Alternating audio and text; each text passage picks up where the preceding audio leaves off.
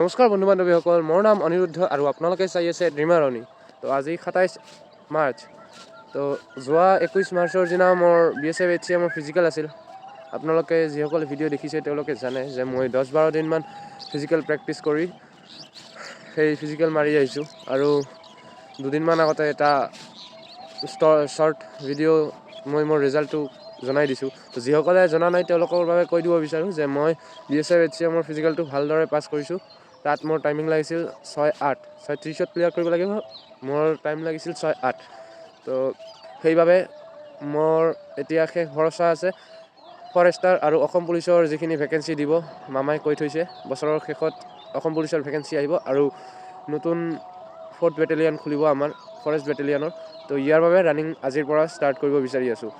তো আজি ভাবিছোঁ জাষ্ট আজিৰ পৰা কেইটামান টাইমিং দেখিম, মানে প্ৰথম এসপ্তাহমান কোনো স্পীড ৰানিং নহয়, কোনো টাইমিং দেখা দেখি নহয়, জাষ্ট নৰ্মেল ৰানিং কৰিম।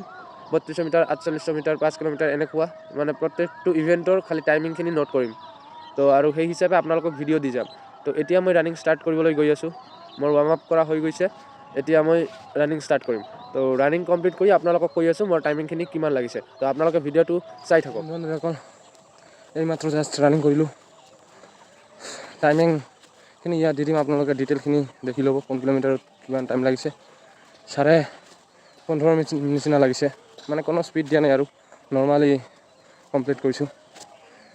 কেইদিনমান আগতো এইটোও মানে কমপ্লিট কৰিব পৰা নাছিলোঁ, প্ৰায় 17-18 মিনিট লাগিছিল। কিন্তু এই BSF HCM ৰানিংটো প্ৰেক্টিছ কৰি অলপমান মানে ৰানিংটো আগৰ অলপ হাতত আহিছে মানে। তো মানে মেইন কথাটোৱে হ'ল নিজৰ মন, মানে মাইণ্ডছেট। আগতে কৈছোঁ আপোনালোকক, মাইণ্ডছেটৰ খেল হয় সকলোখিনিয়ে। তো নিজৰ মাইণ্ডক যদি কণ্ট্ৰল কৰি ৰাখিব পাৰোঁ, আৰু মুঠতে নিগেটিভ চিন্তাখিনি আনিব নালাগে। আপুনি মনত নিগেটিভ চিন্তা আনিব তো আপোনাৰ সেইটোৱে হ'ব, আপুনি ভাল কেতিয়াও কৰিব নোৱাৰে। আৰু পজিটিভনেছ আনিব তো পজিটিভখিনি আনিলে ভাল হৈ থাকিব মানে। তো এইখিনিয়ে আৰু ক'বলৈ আছিল।